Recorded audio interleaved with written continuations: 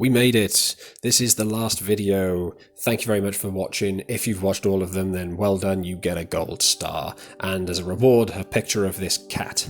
Yeah, thanks very much everybody for tuning into the final episode in Giro D Italia. This is episode 15 and the last one, the 15th roll of film, shot across Italy when I went for the very first time on my own back in 2017.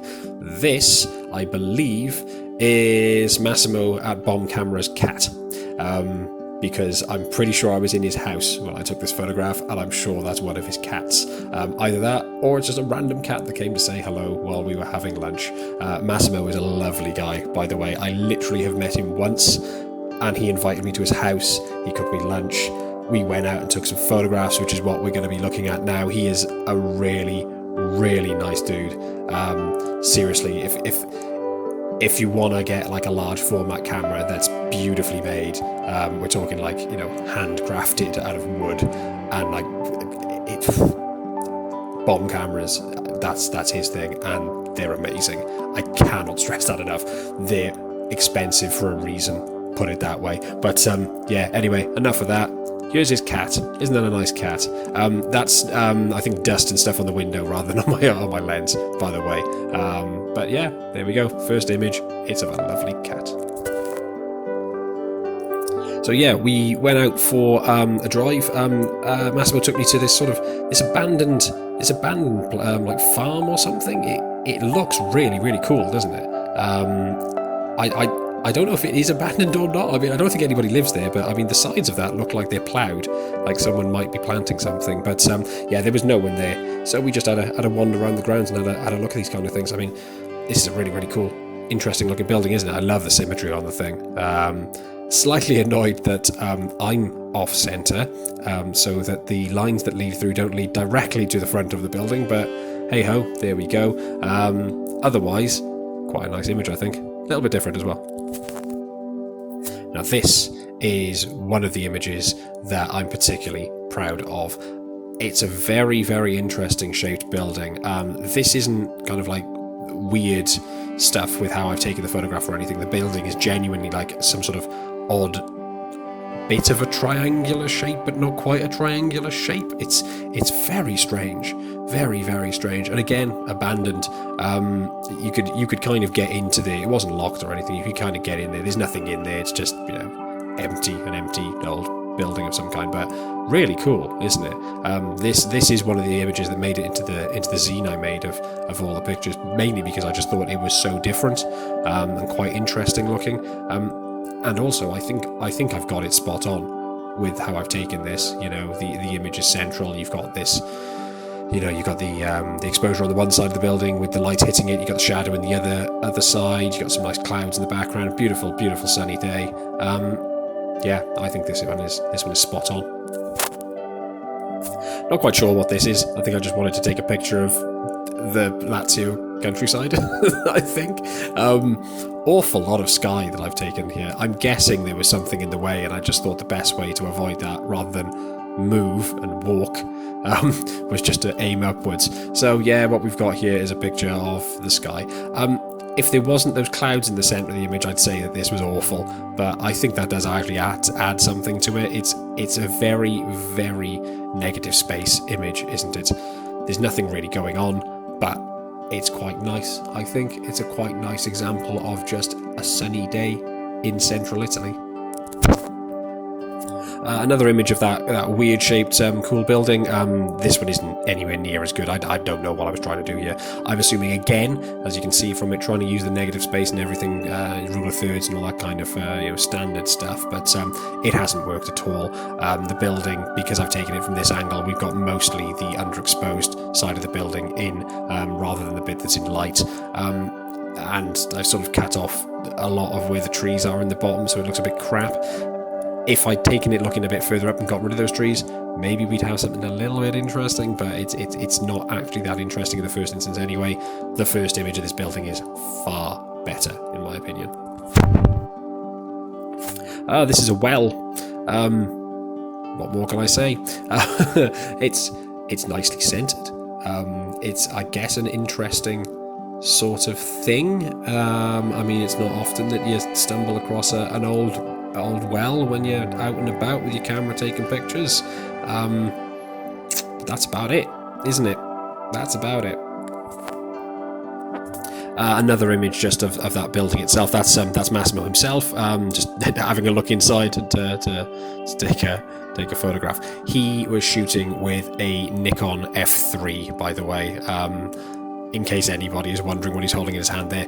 Oh, it's such a beautiful camera. It was a beautiful looking camera. Yeah. That's that building again, but taken from sort of walking up the path from the road towards it. Like this angle, you can't tell what that shape of the building is. Genuinely, the back of that is triangular, so it'll just come to a point like it shows on the other images of this one. From this angle, it just looks like a normal building. It's really, really strange, isn't it? Like a really odd architectural design. I've never ever seen anything like that before in my life. Here's the broken gateway that we came through. Wasn't locked or anything. To be perfectly honest, I would be surprised if a lot of places like this are locked. It's just abandoned. I don't think it's owned by anybody. It just appears to be an abandoned building. Not really much going on here, is there? Bit of grass, bit of trees, some architectural stuff in that gateway. Not much. Okay, this is back in Rome itself. So those ones, obviously, the previous ones taken in the Lazio countryside. Here I am back in Rome. This is my final morning before I had to go catch my flight. My flight was sometime in the afternoon, so I had a little bit of time to just go shoot off a few frames on the last roll of film, just to finish it off. So this is one of the archways down by the Roman Forum. I believe this is the Arco di Treno. think it's for the Emperor Trajan. Don't quote me on that, it might be wrong, but yeah, just standard bit of Roman ruins. I mean, if you're going to go to Rome, you're going to take pictures of Roman ruins, aren't you? Why would you not? Frame of the Colosseum. Here we go. In the morning sunshine. I say in the morning sunshine, it was bloody cold. Don't let people fool you into thinking that it is always hot in Italy. It is not at all. This was December at this point, the very beginning of December. So that blue sky is icy blue rather than hot sunshine blue. The sun, if you were in the sun, it was okay with a coat. When I walked through the shades, I was genuinely shivering. It was blooming freezing at this point in the morning. But yeah, walked down to the Colosseum to take a few pictures, and this is one of the ones that I took. Relatively interesting, I guess. Again, a use of negative space, with about 2/3 of the image taken up with the actual building itself. You know, you can see through it there. I mean, what can you say about the Colosseum? It's one of the most famous sites in the world, so it's just a photograph of the Colosseum. You could take 1 billion photos of this and still 1 billion other people would have taken the same photograph as you from the same kind of angle, so there's nothing really to be saying about this other than I tried to do something a little bit different, and I bet I haven't. So... And the final image. Inexplicably, I managed to take 12 photographs on the very last roll of film that I took. If you've been watching this series, you'll have noticed that for some reason, I only ever took 10 or 11 in every other roll of film. For some reason, I managed to take 12, and the 12th image is this self-portrait of myself, so it's not even a good image. But this is what we're going to finish on. That's me. Look, I had hair back then. I don't have hair anymore. Look, I still had a bit of a beard. I have a much larger beard right now. Look, there's my Yashica. Isn't it pretty? I still have that. So yeah, this is just before I'm leaving the hostel I was staying in. Obviously just a picture in the mirror. I guess I've tried to look for my inner Vivian Mayer, but it hasn't really worked. It's just a photograph of me looking confused and or unhappy that I have to go home. Yeah. So yeah, thank you for watching all of this. If you have watched all 15 of these, then again, thanks so much. I know some of the photographs I've taken have been pretty good. I know some of them have been absolutely appalling. So I really, really do appreciate if you've sat through all of this and you know, followed me along on this journey. There will be more. I've been back to Italy many times since. I have many more photographs. Obviously, in the meantime, check out other videos on this channel. There is other stuff going on other than just the Giro to Italia stuff, and I'm gonna be putting up a video just going through the actual zine that I made.